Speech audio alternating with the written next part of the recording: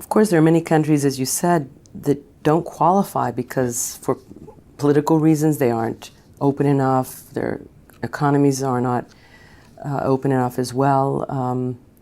Are there many countries that are clamoring to apply, and do they have an incentive because of the criteria to reform internally? In fact, there is a tremendous incentive. In fact, we call it an MCC effect. Mm-hmm.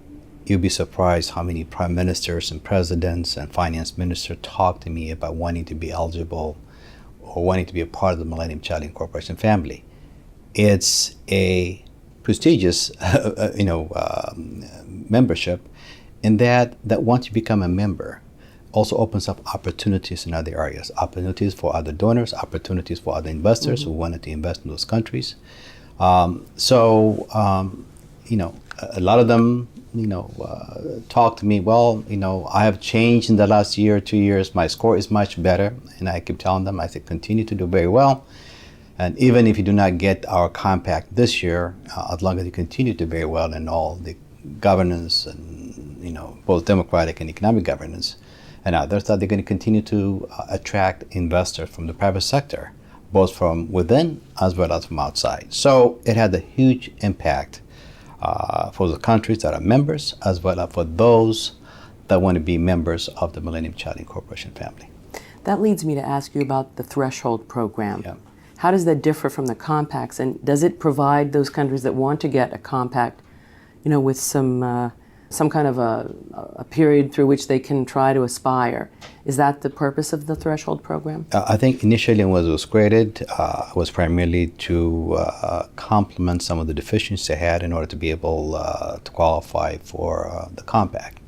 Now, we made some revisions about 2 years ago, and we look at it differently. Now, when we look in terms of threshold programs, we're looking in terms of what are the real constraints in policy, what are the real constraints to economic growth.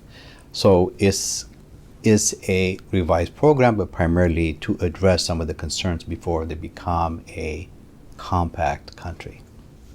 Do they receive any money throughout the threshold program, or is it the threshold program assistance? usually varies anywhere from $15 million to about $50 million. Mm-hmm. So that's the range. And some have used this to fight corruption, some use the funds to improve the procurement processes.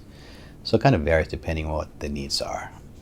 But those countries... Yeah, and some of the countries who have been a part of the threshold program have graduated, and some of them have gotten compacts. Mm-hmm. There's some that during the process graduated to much higher income level, like Peru, and they don't qualify for the program because they happen to be now middle income countries, or Albania for that matter. And there's some that never got the money, that were never able to address some of the concerns. So you have a variety of countries. Is Yemen in that category?